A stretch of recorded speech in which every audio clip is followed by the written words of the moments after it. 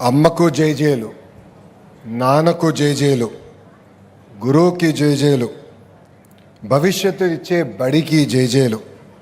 ఈరోజు ఈ mega parent teacher meeting సమావేశానికి విచ్చేసిన గౌరవ ముఖ్యమంత్రి శ్రీ నారా చంద్రబాబు నాయుడు గారికి, శాసనసభ్యులు మిత్రుడు నిమ్మక జయకృష్ణ గారికి, ఇక్కడ విచ్చేసిన ఐఏఎస్ అధికారులు కూనా శశిధర్ గారికి, విజయ రామరాజు గారికి, శ్రీనివాస్ గారికి, ఉపాధ్యాయులకి, తల్లిదండ్రులందరికీ నా హృదయపూర్వక నమస్కారం.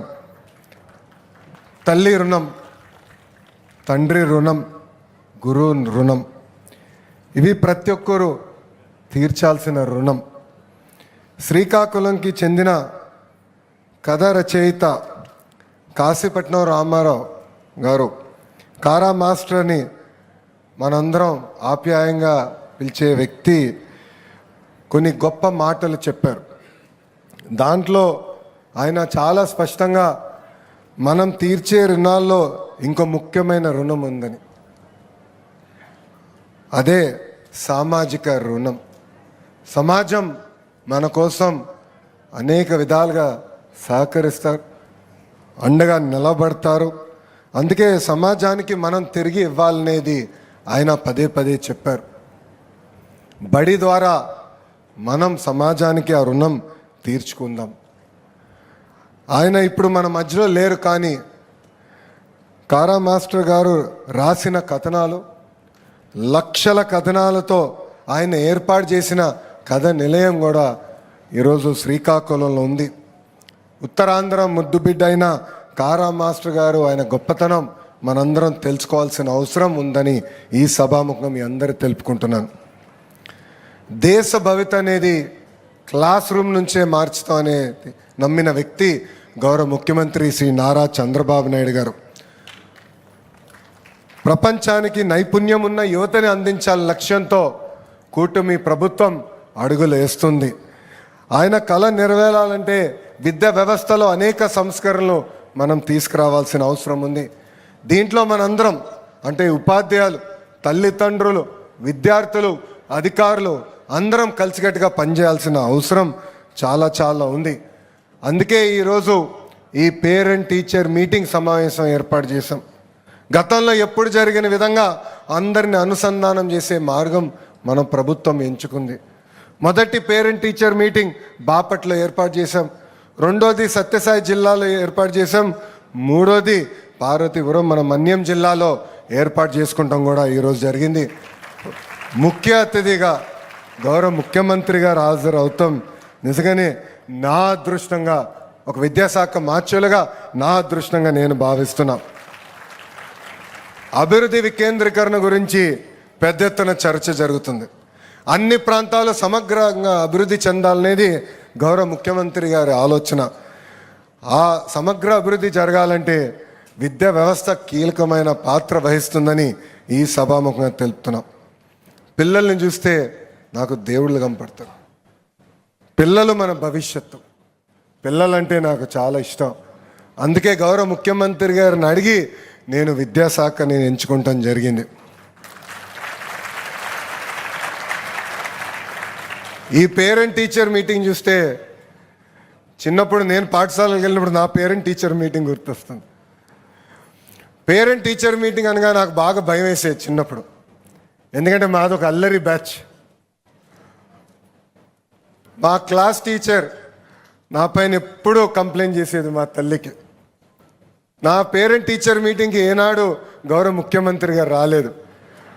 అలాంటిది మీ పేరెంట్ టీచర్ మీటింగ్కి గౌరవ ముఖ్యమంత్రి గారు హాజరయ్యారు. ఎంత పని ఒత్తిడి ఉన్నా నా దేవాంశ్ పేరెంట్ టీచర్ మీటింగ్ నేను తప్పనిసరిగా వెళ్తా. అన్ని పనులు మానుకుని వెళ్తాను. ఎందుకంటే పిల్లల్ని పైకి తీసుకురావాలని బాధ్యత కేవలం ప్రభుత్వందే కాదు, ఇక్కడున్న తల్లిదండ్రుల పైన కూడా బాధ్యత ఉంది. అందరం కలిసికట్టుగా మాణిక్యాలని తయారు చేయాలి. ఈరోజు మేము చూసాం పిల్లలతో మాట్లాడడం ఎంత అద్భుతంగా, ఎంత కాన్ఫిడెన్స్తో మాట్లాడారంటే నేనే ఆశ్చర్యపోయా. వాళ్ళ వయసులో నేను అంత కాన్ఫిడెంట్గా మాట్లాడలేకపోయేవాడిని. ఇట్లా ఒక మీటింగ్ ఆర్గనైజ్ చేసి మాట్లాడాలంటే తడబడేవాడిని. అలాంటిది ఈరోజు మన పిల్లలు చూడండి ఎంత అద్భుతంగా ఈ కార్యక్రమం నిర్వహిస్తున్నారు. చదువు విలువ గురించి నేను ఒక ఉదాహరణ చెప్తా. అప్పటికి భారతదేశానికి స్వాతంత్రం రాల. ఒక పిల్లోడు చిన్న వయసులో తండ్రిని కోల్పోయారు. వాళ్ళ తల్లి రూపాయి జమ చేర్చి ఆ పిల్లోడిని చదివిస్తుంది. కరెక్ట్గా ఆ తల్లికి ఒకసారి ₹3 ఫీజు కట్టాల్సి వచ్చింది. డబ్బులు లేదు, ఏం చేయాలో తెలియని పరిస్థితి.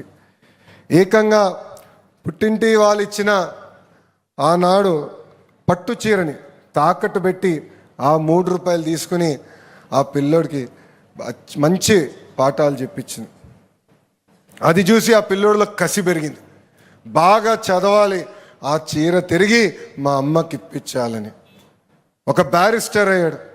ఏకంగా ఒక పేపర్కి ఎడిటర్ అయ్యారు ఆ వ్యక్తి అహర్నిశలు కష్టపెట్టారు. స్వాతంత్రం కోసం పోరాడి భారతదేశానికి స్వాతంత్రం తీసుకొచ్చిన వ్యక్తి. ఏకంగా ఆంధ్ర రాష్ట్రానికి తొలి ముఖ్యమంత్రిగా నిలబడిన వ్యక్తి. ఆ వ్యక్తి పేరే ఆంధ్ర కేసరి టంగుటూరి ప్రకాశం పంతులు గారు.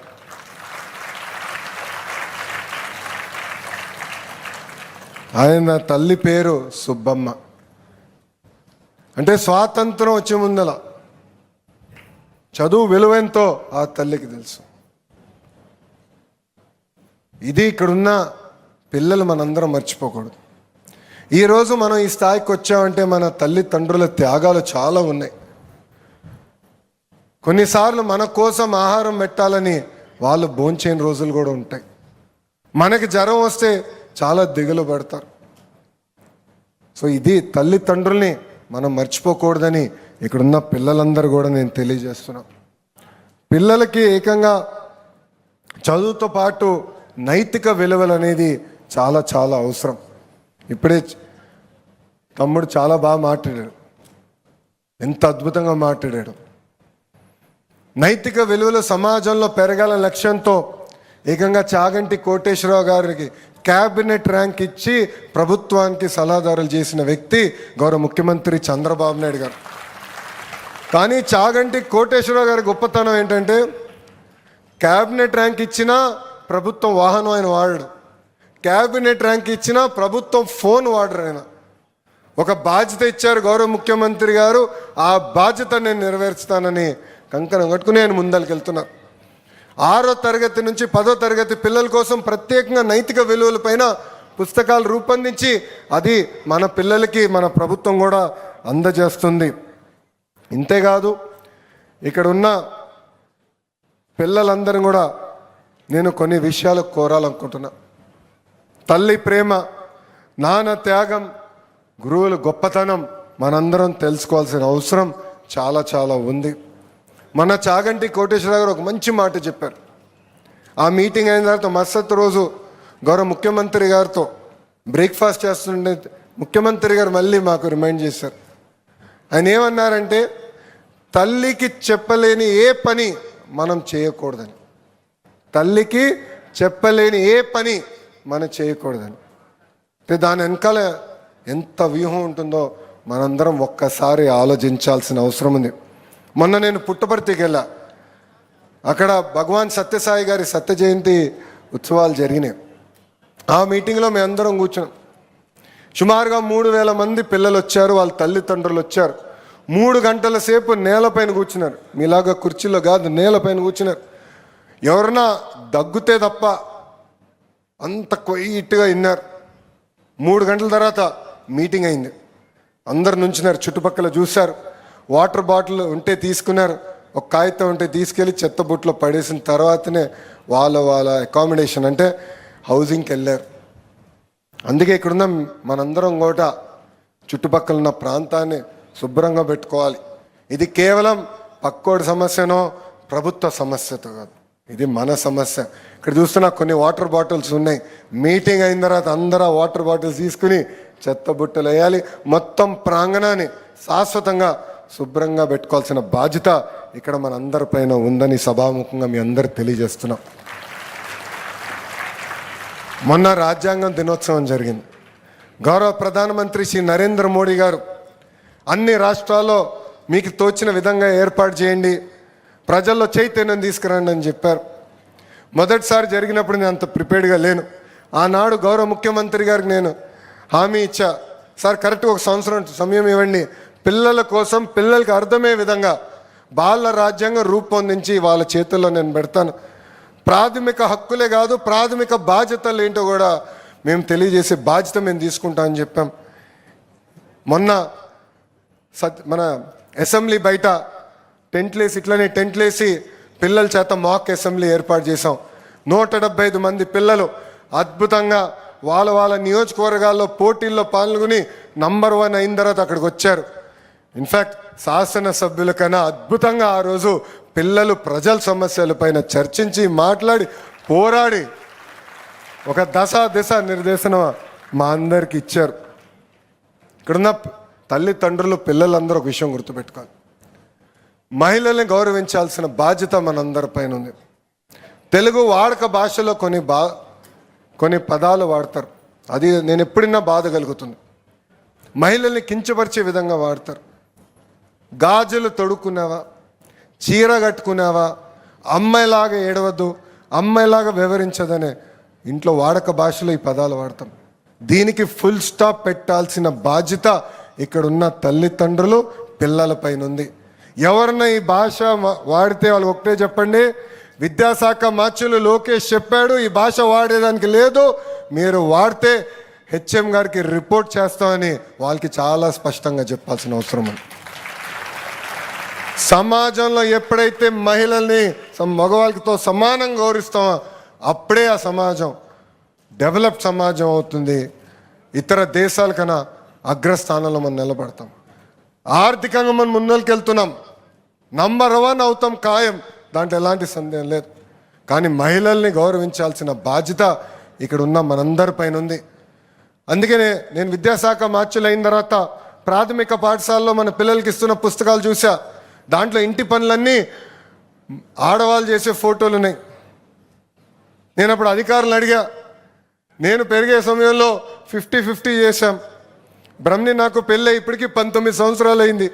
ఇంటి పనులు మేము 50-50 చేస్తాం, ఎందుకు బుక్కుల్లో 50-50 లేదని ఏకంగా 50% ఫోటోలు మగవాళ్ళు కూడా ఇంటి పనులు చేసే విధంగా మేము రూపొందించాం. నిజమైన మార్పు ప్రాథమిక పాఠశాల నుంచి మొదలవుతుంది. ఇక్కడ చాలామంది అక్కలు నవ్వుతున్నారు, నేను చెప్పిన దాంట్లో ఎలాంటి పొరపాటు లేదు కదా తల్లి, కరెక్ట్గా చెప్పానా? ఇంకో పక్కనే తల్లి, పాఠశాలని రాజకీయాలకి దూరంగా పెట్టాం. మీరు చూస్తే రాజకీయ నాయకుల పేరులతో స్టూడెంట్ కిట్ ఇవ్వలేదు. సర్వేపల్లి రాధాకృష్ణ గారి పేరుతో స్టూడెంట్కి ఇచ్చాం. డొక్క సీతమ్మ గారి పేరుతో మధ్యాహ్నం భోజనం పథకం ఏర్పాటు చేస్తున్నాం.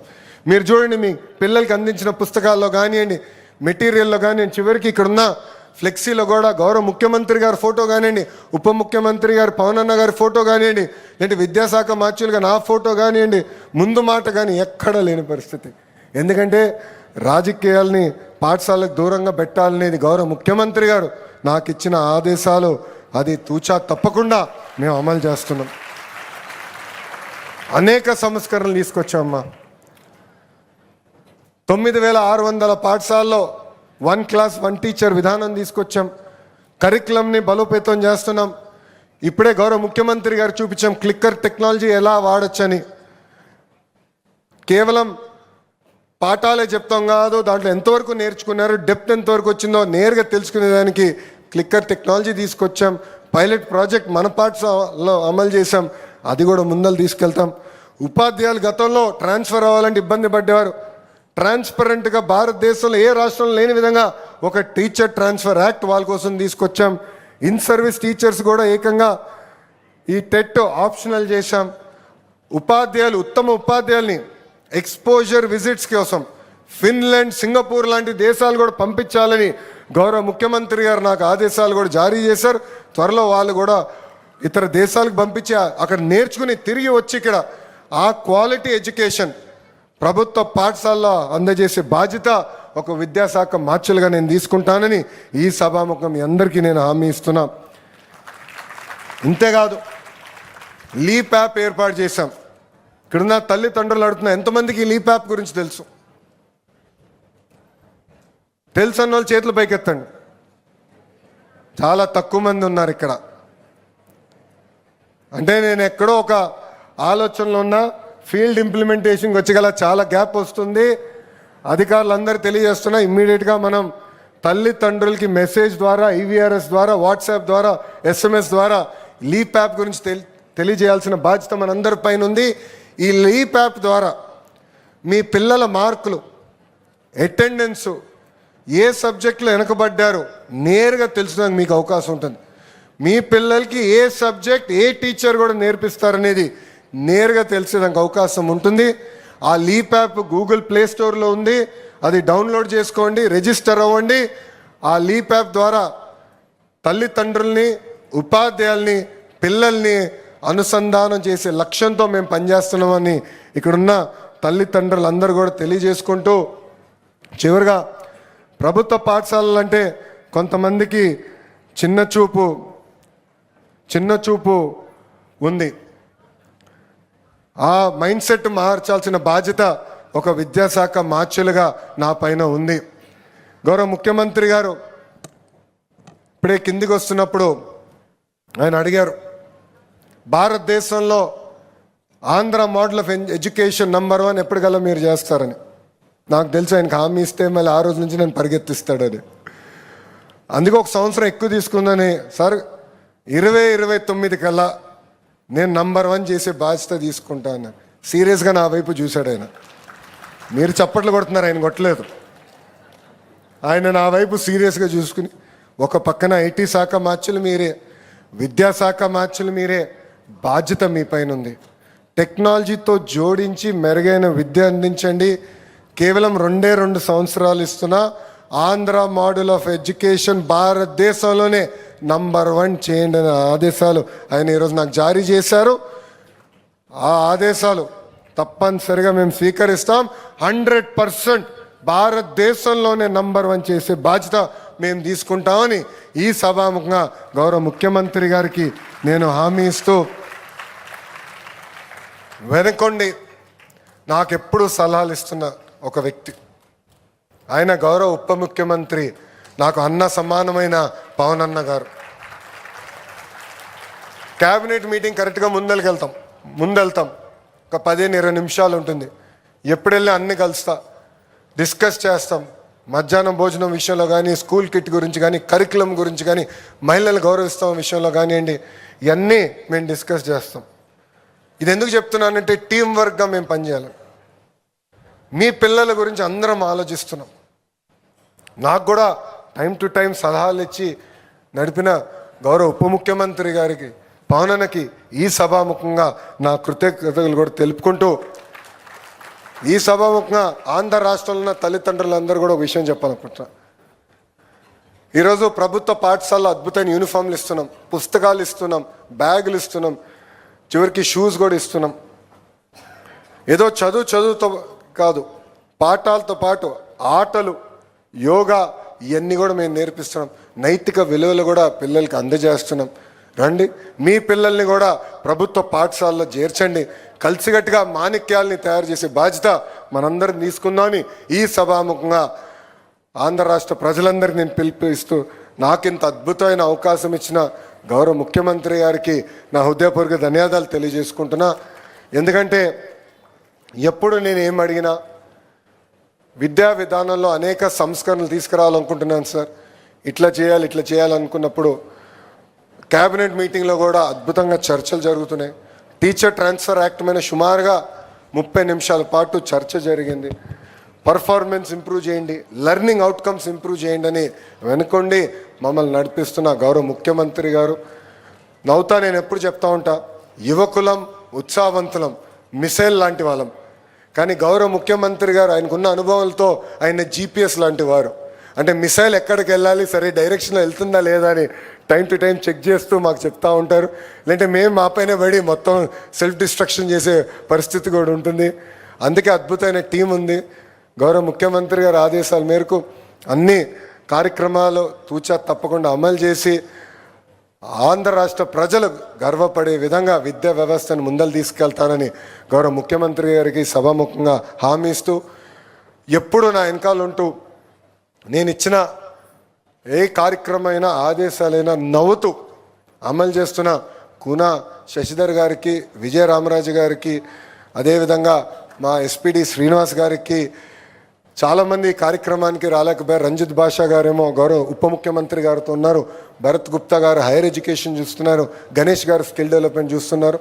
మనందరం ఒక పవిత్రమైన బాధ్యత తీసుకున్నాం, మనందరం కలిసికట్టుగా ముందరికి గౌరవ ముఖ్యమంత్రి గారు గర్వపడే విధంగా అందరం పనిచేయాలని ఈ సభాముఖంగా వాళ్ళందరూ కూడా తెలియజేసుకుంటూ నేను మీ అందరి దగ్గర నుంచి సెలవు తీసుకుంటున్నా.